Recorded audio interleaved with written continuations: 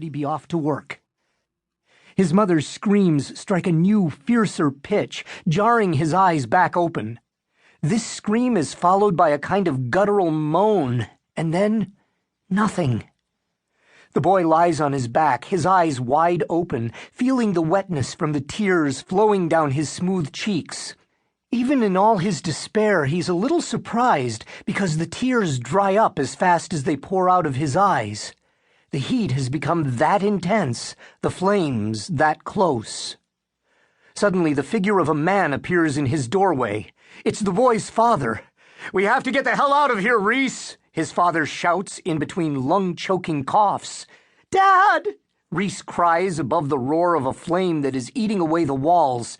"Are we going to die?" His father enters into the bedroom, wraps his red, white, and blue Superman comforter tightly around him, and lifts his youngest son from the bed. He then cradles Reece in his big arms, presses the boy's face into his chest to protect him from the fire that is sure to come.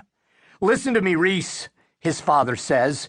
"We have to make a run through the fire. You are not to inhale a breath. You understand? When I tell you to, I want you to close your mouth and your eyes and don't breathe. You got it? Do not take a breath." Reece tries to say something while his face is stuffed against his dad's chest, yet it's impossible for him to utter a single word.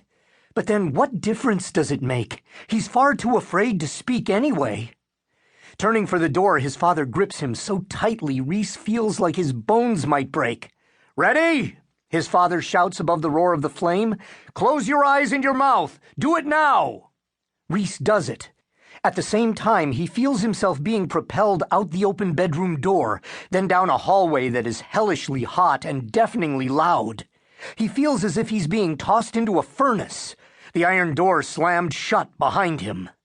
He hears his father do something he's never heard him do before. His father screams. The voice is piercing and filled with pain, just like his mother's voice sounded only a split second before her shriek suddenly stopped. Then he feels himself descending the stairs.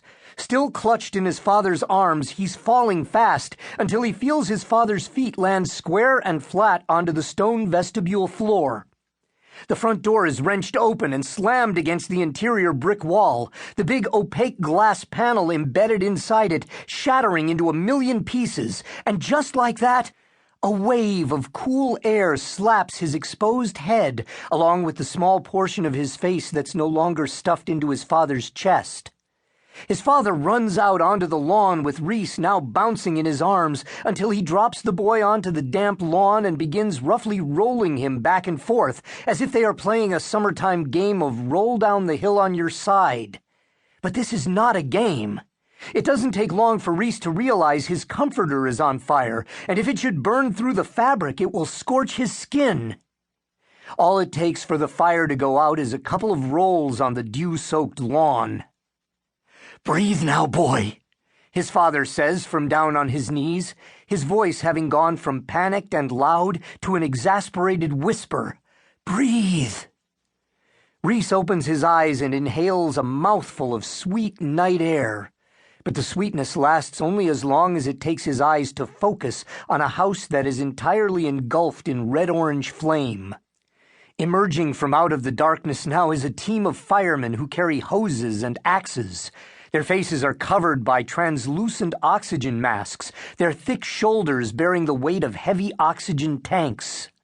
There's a squad of fire trucks, police cruisers, and EMS vans parked up on the lawn, their rooftop flashers beaming red, white, and blue light throughout the neighborhood. A never-still light that reflects off the vinyl siding of the cookie-cutter ranches and colonials. "What about Mom?" Reece cries out while sitting up, touching a painful place on his head where his hair caught fire. "What about Tommy and Patrick?" He locks his eyes onto his father and is shocked to see what's become of him. The dark hair on the man's head is partially burned away, and his right ear and cheek are blackened and blistered like a hamburger patty that's been left out on the grill for far too long. A long blister has formed on his right arm where the sleeve of his pajamas has burned off. The blister runs the length of the arm. It makes the boy's back teeth hurt just to look at it. "They're gone, Reece," his father said.